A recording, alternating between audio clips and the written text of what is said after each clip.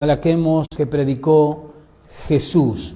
Vamos a continuar con esta serie que estamos llevando adelante, ¿no? Esta serie que hemos titulado, como recién decía, el Evangelio que predicó Jesús. Y hoy nos vamos a enfocar en cómo presentó Jesús la fe que salva. Cómo presentó Jesús la fe que salva, es decir, la fe que Jesús presentó en las Escrituras, ¿no? El carácter de la fe verdadera. ¿Cómo es el carácter de la fe verdadera, ¿no? En relación a la fe que Jesús enseñó y predicó. Y vamos a ir, obviamente, vamos a estar viendo el Evangelio según Mateo al capítulo 5. La estructura de este Evangelio está compuesta por 5 discursos, ¿no?, que registró Mateo del Señor Jesucristo, y en el capítulo 5 está el primer discurso de esos 5 que componen la estructura de este Evangelio. Vamos a estudiar hoy, vamos a enfocarnos en cómo presentó Jesús la fe que salva, es decir, la fe que Cristo presentó en las Escrituras, el carácter de la verdadera fe. Y en las bienaventuranzas, Mateo 5, ¿está ahí? Sí. En las bienaventuranzas Jesús revela claramente en estos versículos que vamos a estar viendo, que son las bienaventuranzas, vamos a ver cómo Jesús revela el carácter, es decir, de qué se trata la fe verdadera. Por eso le pusimos como título la fe que Jesús presentó. Y vamos a tomar este pasaje, esta porción de las bienaventuranzas, donde Jesús revela claramente el carácter, es decir, de qué se trata la fe verdadera. Mateo 5, versículo 1, dice allí la palabra del Señor: viendo la multitud, subió al monte y sentándose, vinieron a él sus discípulos, y abriendo su boca les enseñaba diciendo: bienaventurados, esta palabra significa dichosos, ¿no? Felices. Bienaventurados los pobres en espíritu, porque de ellos es el reino de los cielos. Bienaventurados los que lloran, porque ellos recibirán consolación. Bienaventurados los mansos, porque ellos recibirán la tierra por heredad. Bienaventurados los que tienen hambre y sed de justicia, porque ellos serán saciados. Bienaventurados los misericordiosos, porque ellos alcanzarán misericordia. Bienaventurados los de limpio corazón, porque ellos verán a Dios. Bienaventurados los pacificadores, porque ellos serán llamados hijos de Dios. Bienaventurados los que padecen persecución por causa de la justicia, porque de ello es el reino de los cielos. Bienaventurados sois cuando por mi causa os vituperen y os persigan y digan toda clase de mal contra vosotros mintiendo. Gozaos y alegraos, porque vuestro galardón es grande en los cielos, porque así persiguieron a los profetas que fueron antes de vosotros. Estas características en las cuales vemos en esta porción de las Escrituras, como pobres en espíritu, hambre y sed de justicia, limpios de corazón, etc., estas características que podemos ver en esta porción del versículo 1 al versículo 12 de Mateo 5, son el resultado lógico de aquel que tiene la fe verdadera. Repito, estas características que vemos aquí en Mateo 5, del 1 al 12, estas características como pobre en espíritus, hambre y sed de justicia, aquellos limpios de corazón, etcétera, son el resultado lógico de aquella persona que profesa la fe verdadera en Dios, la fe bíblica. Y el primer versículo de las bienaventuranzas, el versículo 1, no dejan ningún tipo de dudas sobre a quiénes se está refiriendo el Señor Jesús. ¿Lo puede ver? Versículo 1. Viendo la multitud, ahí tenemos un grupo, subió al monte y sentándose vinieron a él sus discípulos. Ahí tenemos otro grupo. Y versículo 2, y abriendo su boca les enseñaba diciendo. La pregunta es, ¿a quién le estaba enseñando Jesús aquí? ¿Al primer grupo, que es la multitud, o al segundo grupo, que son sus discípulos? Claramente, el texto nos dice que es a sus discípulos. Entonces podemos ver claramente en el versículo 1 y 2 de esta bienaventuranza que no dejan duda alguna sobre a quiénes él se está refiriendo con esta enseñanza de las bienaventuranzas. Y él se está refiriendo a gente redimida, a gente que cree en él, que ha creído que son parte del reino de los cielos, como sus discípulos. Él se está refiriendo a gente que ya era creyente, gente que era parte del reino de Dios. Y todo lo que continúa son evidencias de lo que produce la fe verdadera. Verso 3, bienaventurados los pobres de espíritus, porque de ellos es el reino de los cielos. Bienaventurados los que lloran, bienaventurados los mansos, bienaventurados los que tienen hambre y sed de justicia, bienaventurados los misericordiosos, bienaventurados los limpios de corazón, bienaventurados los pacificadores. Obviamente que todas esas son características claras, evidencias de lo que produce la fe verdadera en el corazón de un pecador alcanzado por la gracia de Dios, redimido por la gracia de Dios. La característica fundamental es la primera que podemos ver allí, que es la humildad. Versículo 3, bienaventurados los pobres de espíritu, los pobres de espíritu. Eso es humildad. Es cuando se reconoce, es cuando el pecador reconoce que está en una bancarrota espiritual total. Cuando los creyentes verdaderos se ven a sí mismos como lo que son. ¿Qué somos?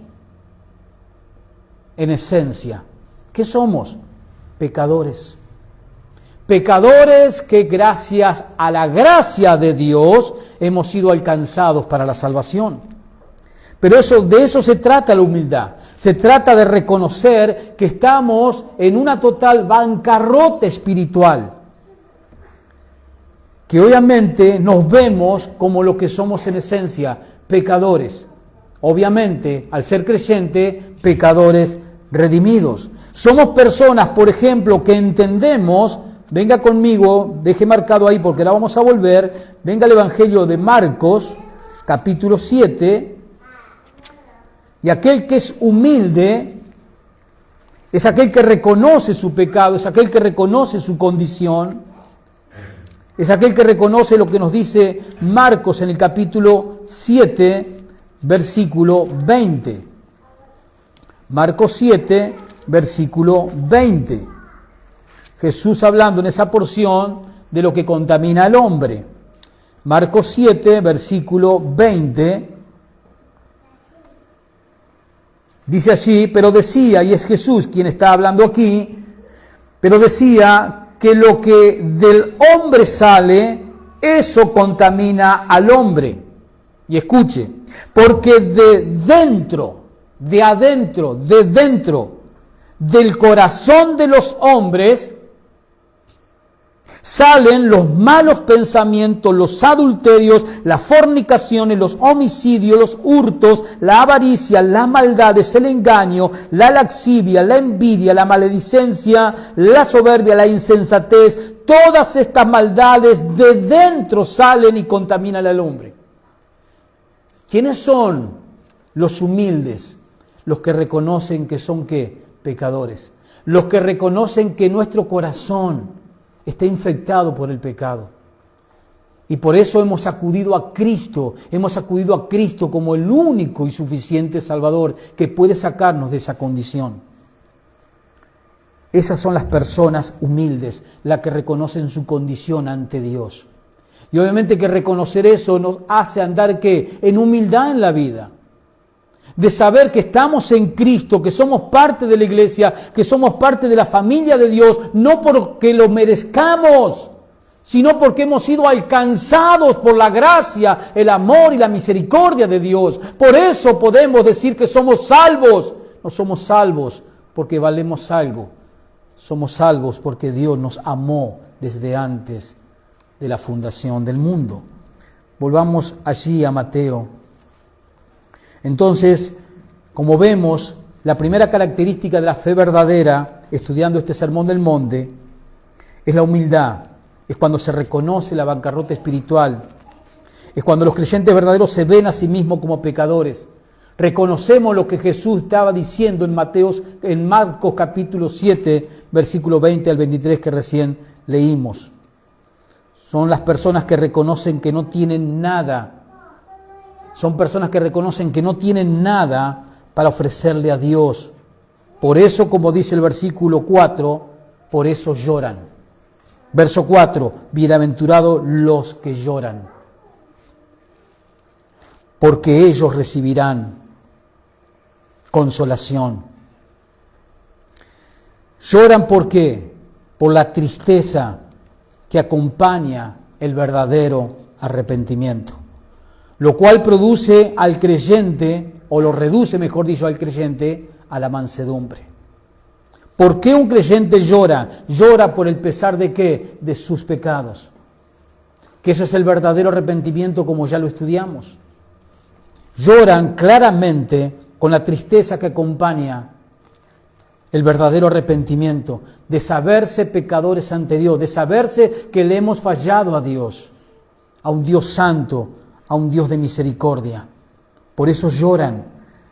Pero dice Jesús en el verso 4, bienaventurados, feliz, dichosos los que lloran por su pecado, que tienen pesar por su pecado, que tienen tristeza por su pecado, no que lo minimizan el pecado, que lo toman como algo normal.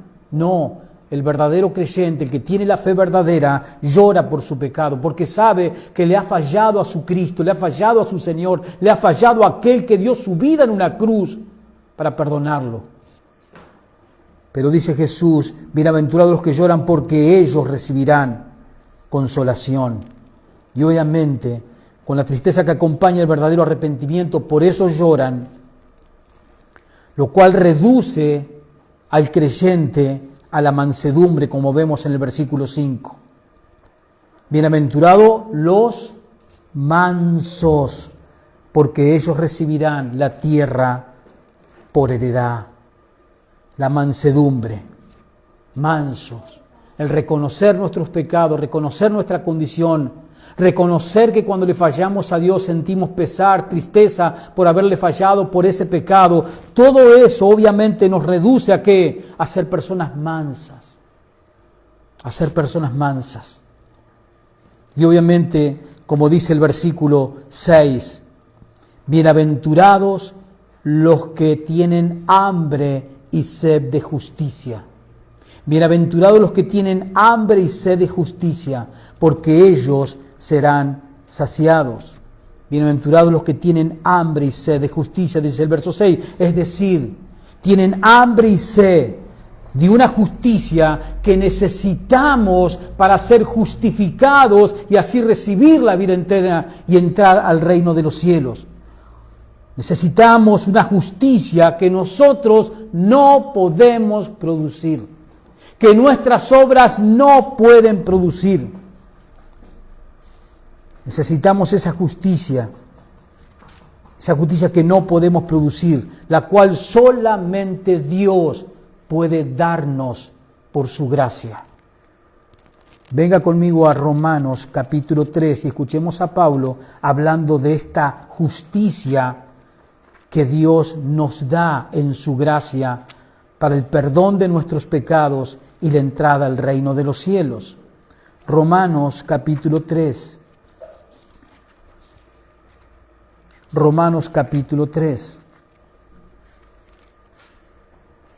Después de explicar el apóstol Pablo capítulo 1, 2 y 3, de que toda la humanidad está bajo el juicio de Dios por su pecado, Pablo va a revelar por el Espíritu Santo a partir del versículo 21 la solución que Dios le ha dado a la humanidad.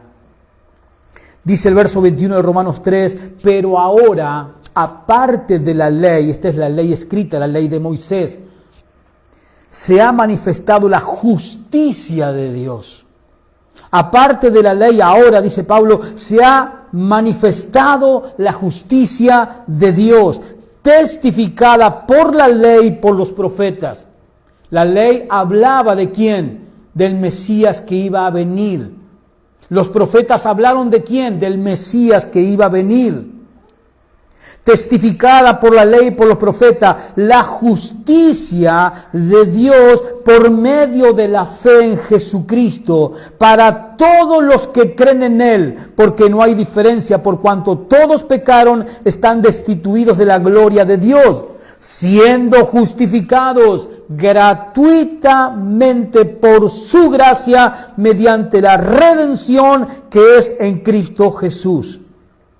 Ahí está manifestada la justicia de Dios. Esa justicia que nosotros ni ningún ser humano puede producir por sus obras para que Dios le dé entrada al reino de los cielos. Como dice el profeta Isaías, toda nuestra justicia ante Dios, ante sus ojos, es como trapo de inmundicia. Necesitamos una justicia, y esa palabra justicia aquí significa rectitud moral. Ningún ser humano puede producir una rectitud moral a tal grado, a tal punto de llegar al estándar que Dios ha establecido. Nadie puede hacer eso. Necesitábamos una justicia. Por eso en la bienaventuranza dice, bienaventurados los que tienen sed y hambre ¿de qué? De una justicia que nos pueda justificar para que podamos entrar al cielo. Y Dios ha dado esa justicia. Esa rectitud moral, esa justicia, esa rectitud moral, Dios la ha dado a través de ¿quién? De su santo Hijo Jesús, quien vivió en este mundo como un ser humano como nosotros y vivió a la altura de ese estándar moral establecido por Dios. Esa es la justicia que Dios da en su gracia a todo aquel que cree. De eso está hablando Pablo aquí en el verso 21 al 24 que acabamos de leer. Pero Jesús dice en la bienaventuranza, bienaventurados los que tienen hambre y sed de justicia. Son aquellos que reconocen que por las obras no pueden encontrar su justificación, que dejan de lado su orgullo, su soberbia, su autosuficiencia, reconocen que son pecadores, entonces vienen a Dios, abrazan la justicia que Dios en su gracia les otorga para que sean justificados. Por eso Jesús dice, felices, dichosos, bienaventurados los que tienen hambre y sed de esa justicia que solo Dios puede proveer en la persona de su Hijo Jesucristo. La justicia que necesitamos para ser salvos. Y la justicia que no podemos producir. La justicia que solo Dios puede dar en su gracia. Y al recibirla, quedamos saciados. Fíjense en el capítulo 4 de Romanos, en el capítulo que sigue, y sigamos escuchando al apóstol Pablo, versículo 7. Pablo va a apoyarse en un salmo en el Antiguo Testamento, el Salmo 32, versículo 1 y 2, va a citar Pablo aquí, capítulo 4 de Romanos, versículo 7. 4 de Romanos, versículo 7. Versículo 6 para tomar el contexto. 4:6 de Romanos dice, como también David habla de la bienaventuranza del hombre a quien Dios atribuye justicia sin obras. Porque por obras nadie será salvo, porque no podemos producir esa calidad de moralidad. Por causa de nuestros pecados, por causa de nuestra naturaleza caída. Entonces Pablo dice aquí, como también David en el Salmo 32, dice, habla de la bienaventuranza, de la felicidad del hombre a quien Dios atribuye justicia sin obras. Dios te ha atribuido a ti justicia sin necesitar de tus obras. Si estás en Cristo, sí. Entonces, ¿cómo eres según las Escrituras? ¿Feliz? ¿Bienaventurado? ¿Dichoso? ¿Te ves así en la vida? ¿Te ves una persona dichosa, bienaventurada?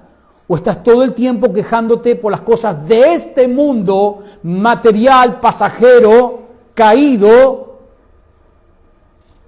y sigues con una vida totalmente insatisfecha? O al contrario, al entender las verdades que Dios te ha revelado en las Escrituras, vives siendo una persona bienaventurada. Verso 6, como también David habla de la bienaventuranza del hombre a quien Dios atribuye justicia sin obras, diciendo, verso 7, bienaventurados, felices, dichosos, aquellos cuyas iniquidades son perdonadas y cuyos pecados son cubiertos. ¿Te identificas con eso? ¿Tus pecados han sido perdonados? ¿Tus iniquidades han sido cubiertas? Sí. ¿Con qué? Con el sacrificio de Cristo. Verso 8, bienaventurado el varón a quien el Señor no inculpa de pecado. ¿Por qué? Porque lo ha cubierto con su justicia. Fíjense en las veces en estos 3 versículos que el apóstol Pablo usa la palabra que usó obviamente en el Salmo David, bienaventurado. ¿Somos los cristianos verdaderos, los cristianos que profesamos la fe verdadera, somos personas bienaventuradas? Según las Escrituras, sí. Ahora la pregunta es, ¿tú te ves como una persona bienaventurada en esta vida? Esa es la pregunta. En la práctica, ¿vives como una persona feliz, dichosa, por haber sido alcanzado por la gracia de Dios, porque Dios te ha dado una justicia que tú no podías producir y con cuya justicia has sido justificado en el tribunal de Dios y has tenido libre acceso a su reino, donde ahora te encuentras? Y estarás por toda la eternidad, obviamente. Entonces, volvemos a Mateo 5, verso 5. Bienaventurados los que tienen hambre y sed de justicia. Como vimos, es decir, la justicia que necesitamos para ser salvos y la justicia que no podemos producir y la justicia que solo Dios puede dar, como vimos. Y al recibirla quedamos como saciados, como recién leímos en Romanos 4, versos 7 y 8. Donde el apóstol Pablo está citando el Salmo 32, escrito por David, verso 1 y 2. Y el resultado, obviamente, al recibir esa justicia, por tener que hambre y sed de esa justicia, Dios en su gracia te da esa justicia. Entonces, ¿cómo quedamos? Justificados.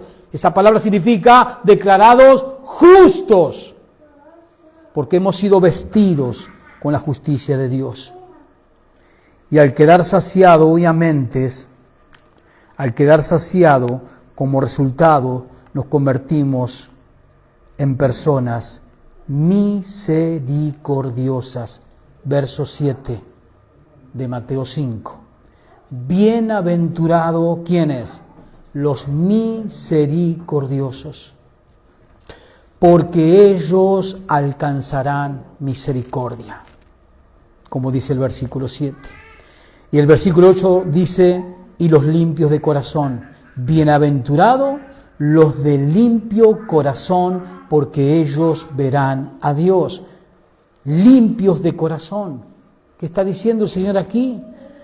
Es decir, los honestos, los íntegros, los fieles. Esos son los limpios de corazón. Y eso es lo que va produciendo el tener la fe verdadera en el corazón. No solamente, como dice el verso 3, son aquellos pobres de espíritus, o como dice el verso 4, son los que lloran por sus pecados, o verso 5, son los que son transformados como personas mansas, o verso 6, los que tienen hambre y sed de una justicia que no pueden producir. Y verso 7, esas personas se transforman en personas misericordiosas. Pero también, como dice el versículo 8, limpios de corazón, es decir, se transforman en personas honestas, íntegras y fieles. Pero no solo eso, sino como dice el verso 9, también se transforman en personas que pacificadoras. Bienaventurados los pacificadores, porque ellos serán llamados hijos de Dios. ¿Qué quiere decir Jesús aquí con pacificadores? Bueno, vayamos a escuchar al apóstol Pablo en la segunda carta a los Corintios. Y vamos a entender a qué se refiere Jesús con bienaventurados los pacificadores. Segunda carta a los Corintios, capítulo 5. Pablo en el contexto está enseñando que el creyente debe vivir por la fe. Segunda de Corintios 5. Pero vamos a leer el versículo 17, donde Pablo está hablando del ministerio de la reconciliación que tiene el cristiano, el creyente. Cada uno de los creyentes tenemos un ministerio dado por Dios, que es el ministerio de la reconciliación. Y ahora vamos a ver de qué se trata. De eso está hablando el Señor Jesús en el versículo 9 de Mateo 5, en las bienaventuranzas. Bienaventurados los pacificadores, dijo Jesús en Mateo 5. Vamos a ver qué está diciendo Jesús con esa palabra de pacificadores. Segunda de Corintios 5, versículo 17. De modo, dice Pablo, que si alguno está en Cristo, ¿y cómo estamos en Cristo? ¿Por medio de qué? De la fe, de creer en Él y en su obra.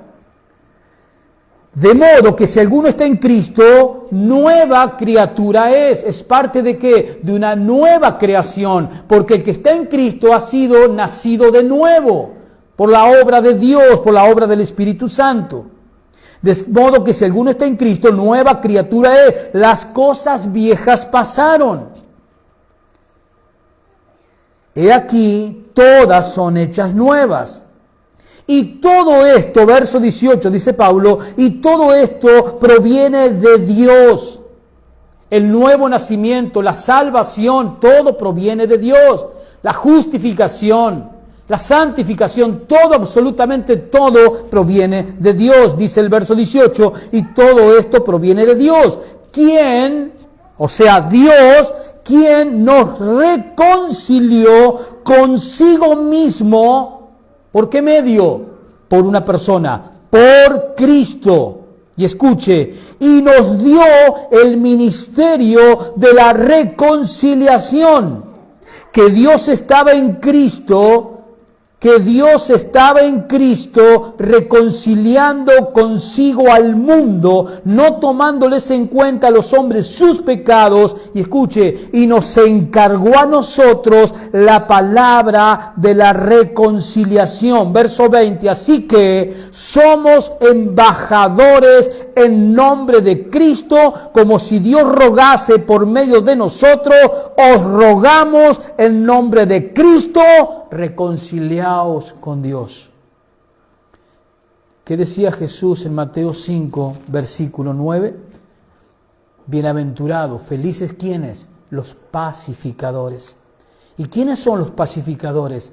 Los que por medio de la predicación del Evangelio están tratando de reconciliar a la mayor cantidad de pecadores con Dios, por medio de la predicación del Evangelio del Señor Jesucristo.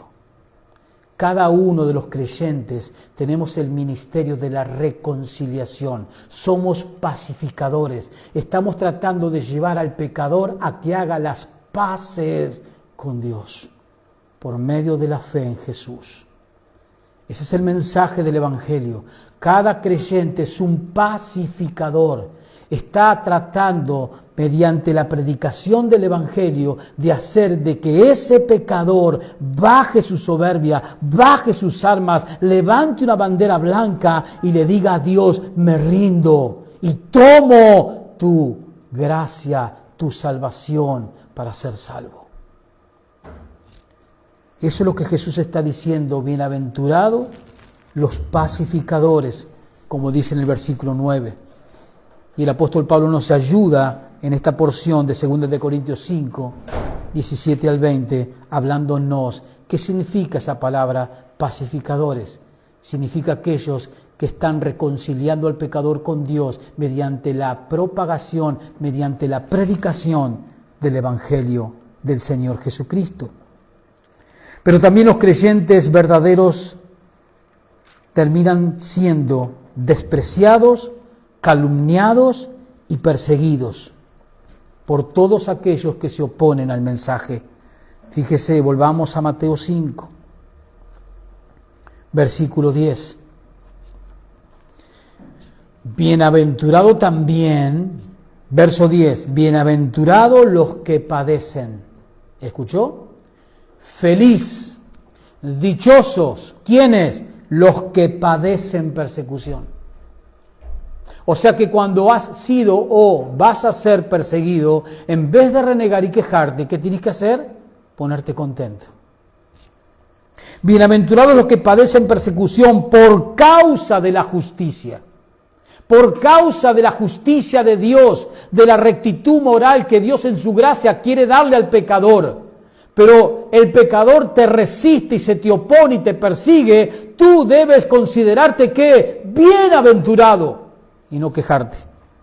Bienaventurados los que padecen persecución por causa de la justicia, porque de ellos, de esa clase de gente, porque de ellos es el reino de los cielos. De esa clase de gente pertenece el reino de los cielos. De esa clase de gente tiene la fe verdadera. Los que predican a Cristo, los que alcanzan el Evangelio a pesar de que se les opongan y los persigan.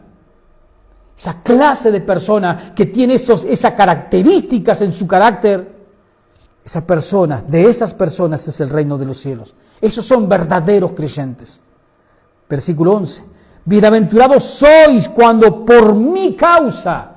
¿Cuál es la causa? La predicación del Evangelio, defender el Evangelio, propagar el Evangelio, predicarlo a toda criatura bajo el cielo. Esa es la causa. Bienaventurados sois cuando por mi causa os vituperen y os persigan y digan toda clase de mal contra vosotros mintiendo. Escucha el verso 12. Gozaos y alegraos, porque vuestro premio, o sea, vuestro galardón es grande en los cielos, porque así persiguieron a los profetas que fueron antes de vosotros. Siempre el que predicó el mensaje del Señor, siempre el que trató de reconciliar al pecador con Dios, siempre a lo largo de la historia de la humanidad fue perseguido, fue vituperado, siempre. Que no te extrañe que si te pones a predicar la verdad vas a ser calumniado, perseguido, despreciado. Es más, aún por tus propios familiares. Aún por tu propia mamá, tu propio papá, tu propio hermano. Pero es así, hermanos. Es claro en las Escrituras.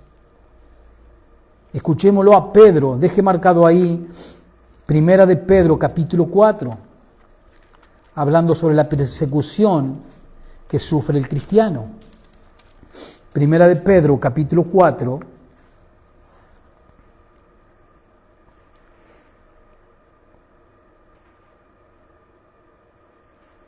Versículo 3, Primera de Pedro 4, verso 3. Dice así el apóstol Pedro,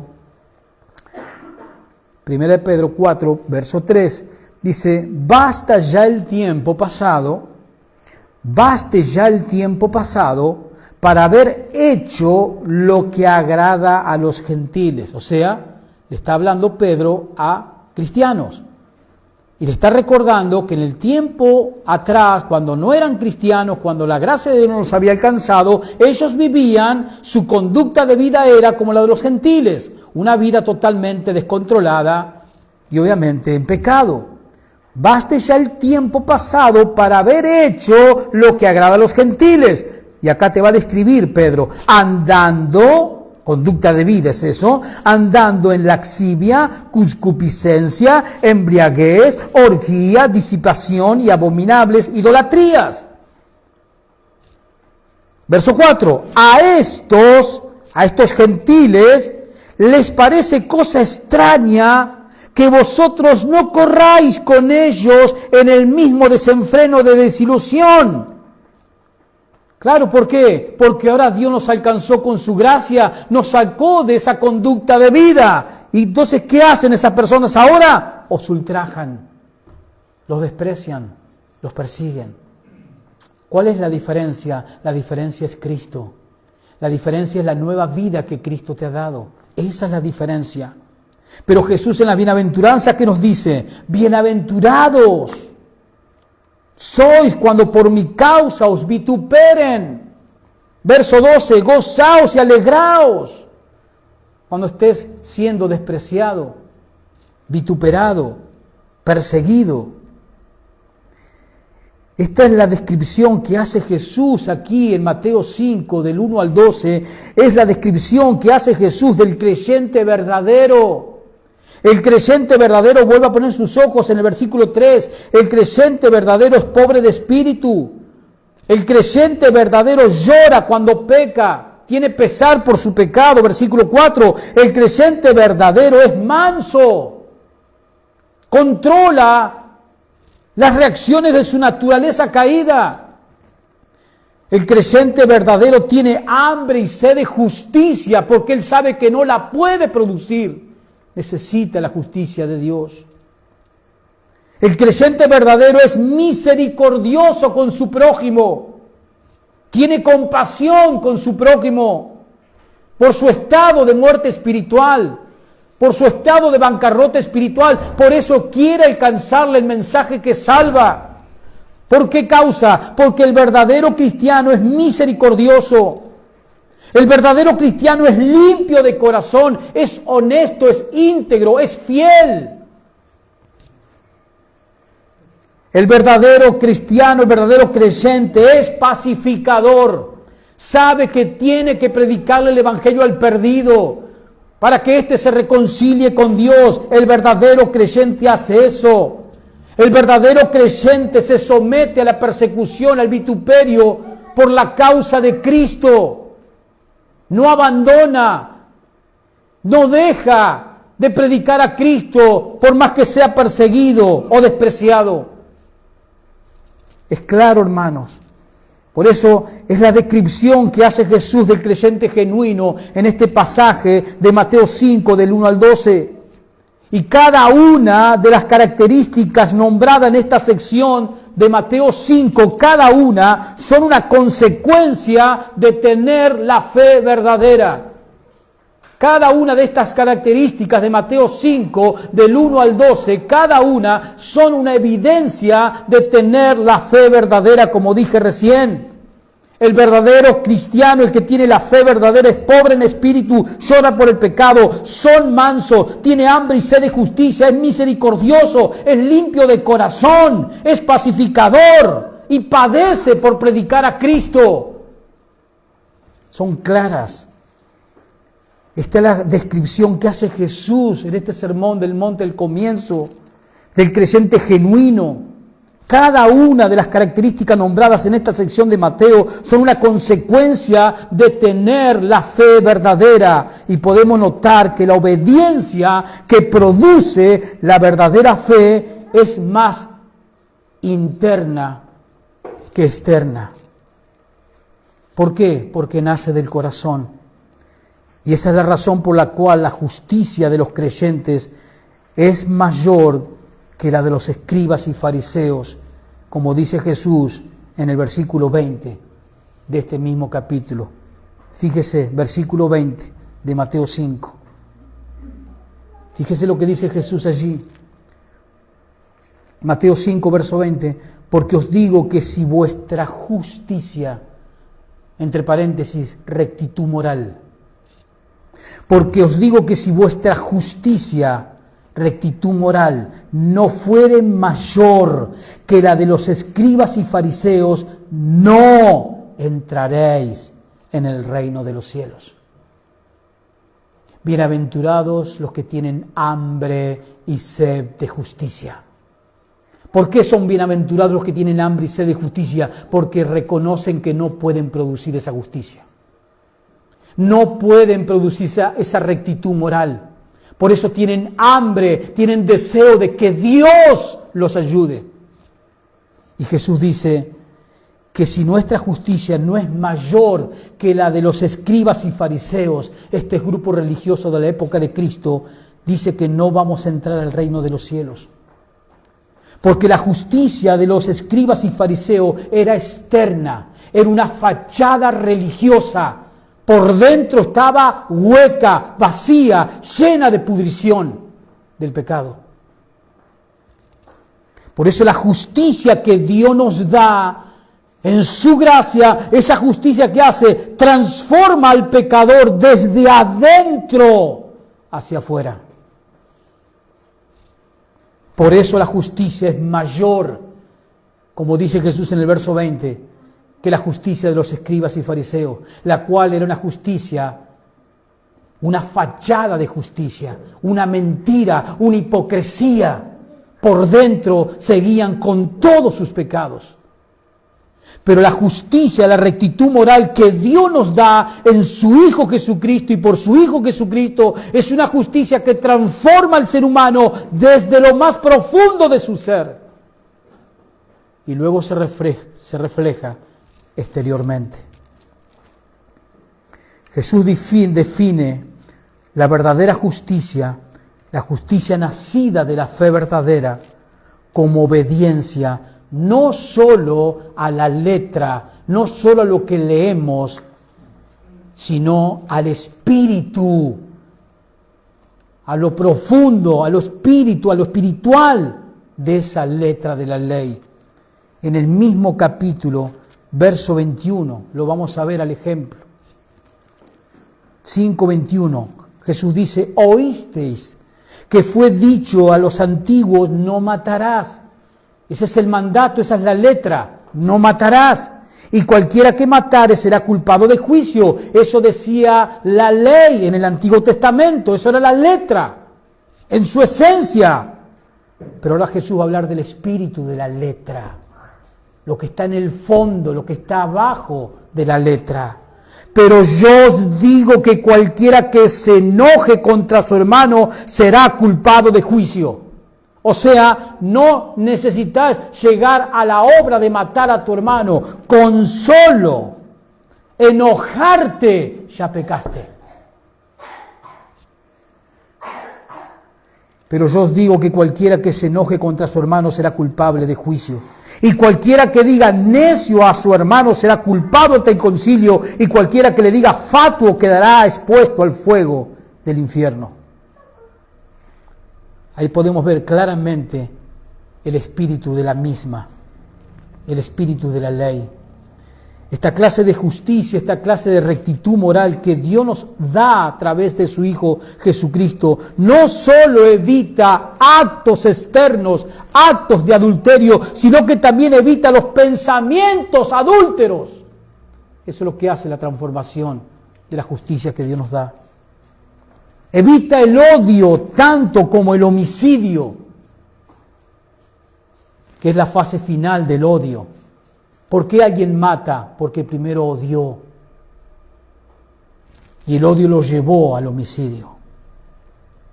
Si piensas que las normas de Dios son imposibles de alcanzar, eso quiere decir, si esa es tu reflexión, de que el estándar de Dios, de sus normas, son imposibles de alcanzar. Si piensas así, entonces estás en la fe verdadera. Esa es una evidencia de que estás en la fe verdadera.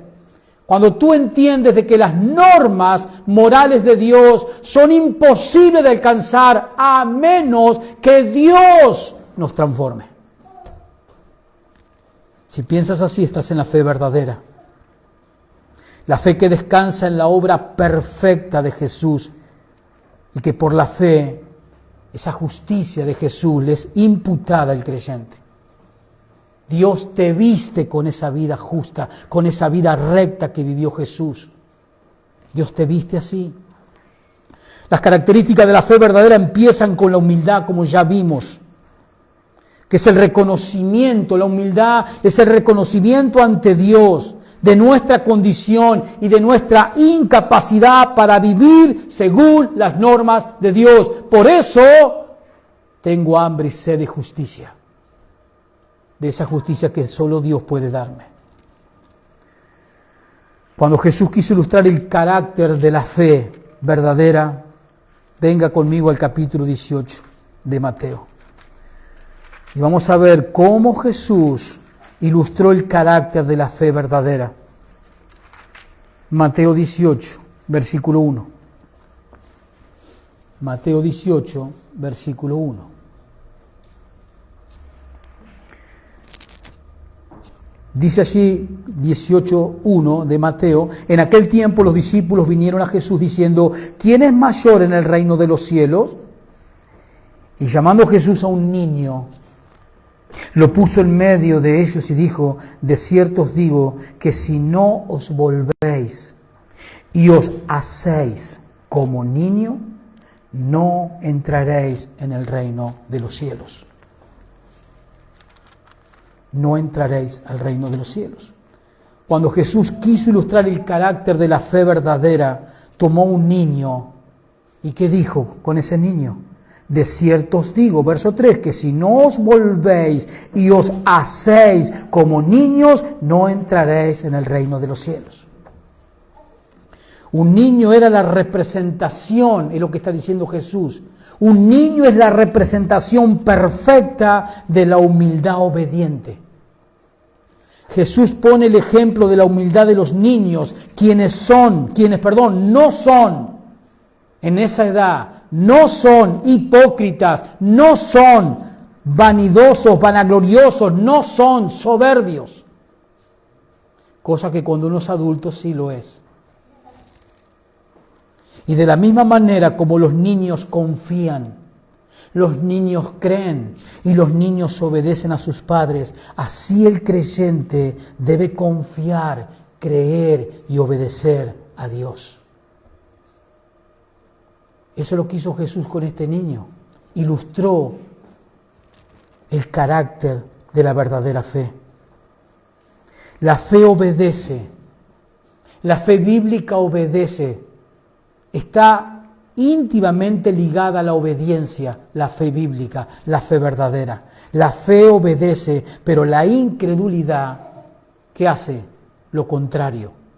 La incredulidad se rebela. La incredulidad no obedece, no se sujeta, no obedece la palabra de Dios. Por eso no es lo mismo la fe que profesan algunos con la fe bíblica.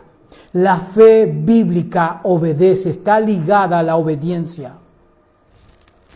Pero la fe falsa se revela. Así que el fruto de la propia vida, el fruto que damos con nuestra propia vida, manifiesta si una persona es creyente o es incrédula.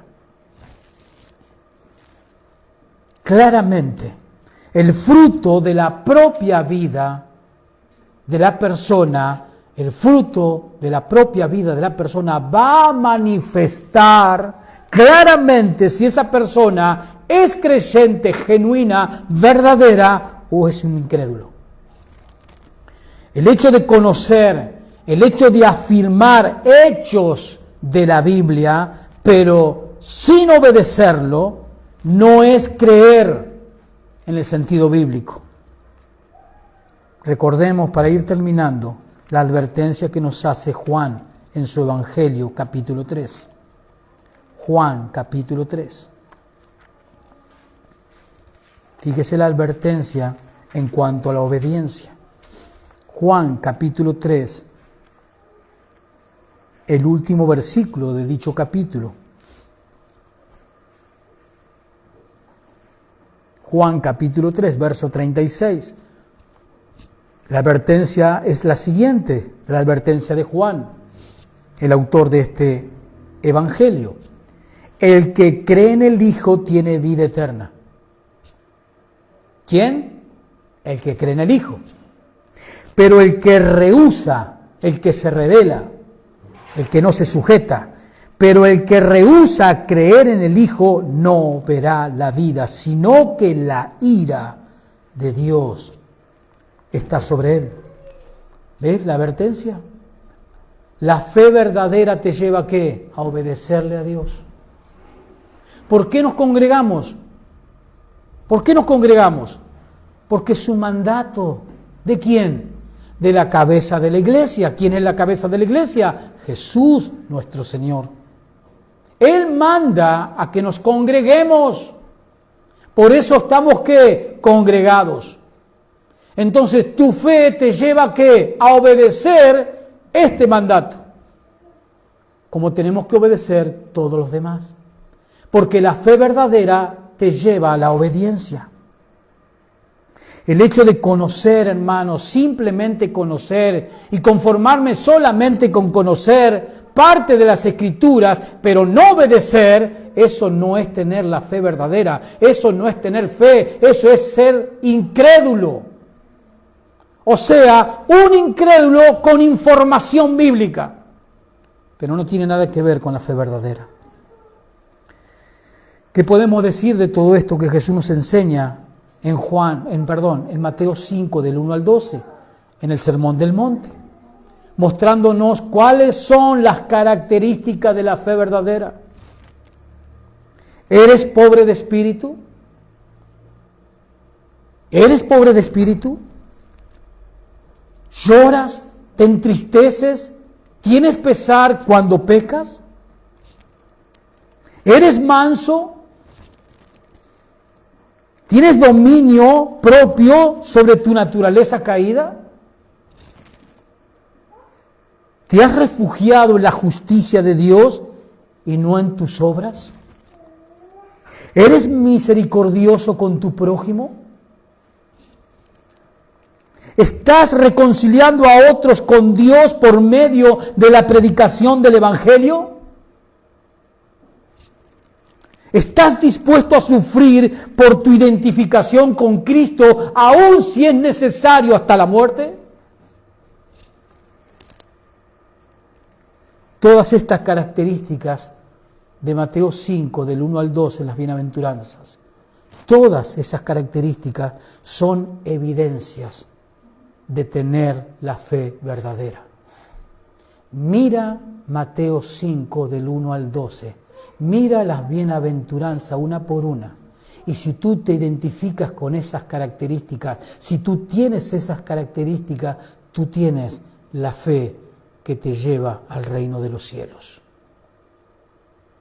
Por eso le hemos puesto como título a este estudio de hoy, la fe que Jesús presentó. Y el Sermón del Monte al principio, versículo del 1 al 12, es una descripción que Cristo hace claramente de las características que produce la fe verdadera. Las características: pobres de espíritus, hambre y sed de justicia, limpios de corazón, mansos, pacificadores, estar dispuesto a sufrir vituperios, calumnias, desprecios, con tal de identificarse con Cristo en cualquier lugar, sin importar quién esté, sin importar qué digan de nosotros. Lo único que le importa al verdadero creyente es exaltar a Jesús, es poner bien en alto a Jesús, porque ese Jesús no solamente nos ha perdonado los pecados, sino que ese Jesús es aquel que está con nosotros todos los días hasta el fin y nunca, jamás te va a abandonar. Él es fiel, Él no puede negarse a sí mismo y Él está dentro de ti en la persona del Espíritu Santo. Él no puede negarse a Él mismo y Él vive dentro de ti en la persona del Espíritu. Amén.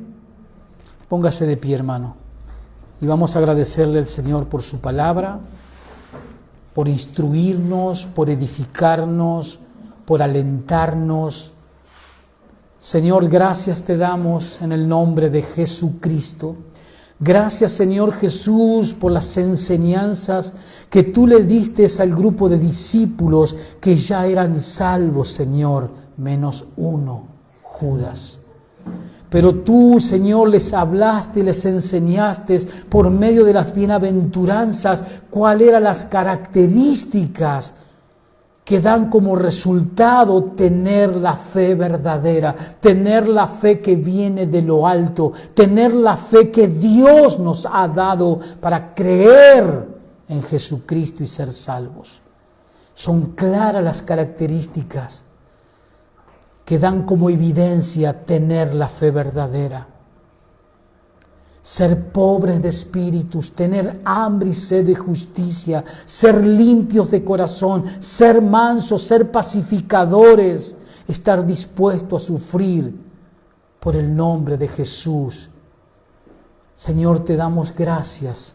Ayúdanos, guíanos en todo momento, Señor, y en toda circunstancia. Gracias por tu palabra. Señor, bendice a tu pueblo que está reunido aquí, que ha sido expuesto una vez más al poder de tu palabra. Bendice cada hermano y cada hermana, Señor. Tú conoces sus necesidades. Ayúdalos, Padre. Fortalécelos, anímalos. Que sigan aferrados a ti, a tu palabra, Señor, porque tú eres fiel. Señor, bendice, guarda y cuida la vida de cada uno de ellos. En el nombre de Jesús te lo pido y te lo agradezco, Señor. Amén, amén.